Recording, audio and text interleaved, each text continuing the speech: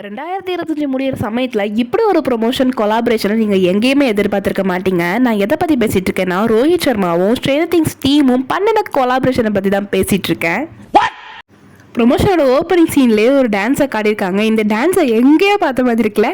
யா, ஸ்ரேயஸ் ஐயர் கூட ஆடின அதே ஆட்டம் தான்.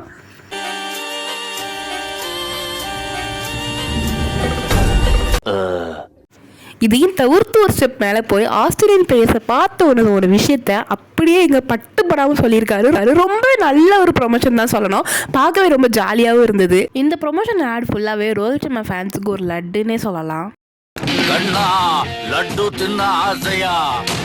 ஏன்னா ஹிட்மேன் கூட இப்படி ஒரு ப்ரொமோஷனை வந்துட்டு யாருமே எதிர்பார்க்கல. சொல்லப்போனால் வால்யூம் 1 பார்க்குற மாதிரி ஒரு ஸ்டோரி பார்த்தேன் அவரோட பேஜில். ஆனால் இப்படி ஒரு ப்ரொமோஷன் வந்து இறங்கும்னு சொல்லி நான் கனவுல கூட நினச்சி பார்க்கலாம். ரொம்ப நல்லா இருந்தது. அது மட்டும் இல்லாமல் வால்யூம் 2 எப்படி இருக்குன்னு சொல்லிட்டு நீங்கள் எவ்வளோத்துக்கு வெயிட் பண்ணுறீங்க சொல்லிட்டு ஒரு கமெண்ட் செக்ஷன் தட்டி விட்டு போயிருங்க. பை.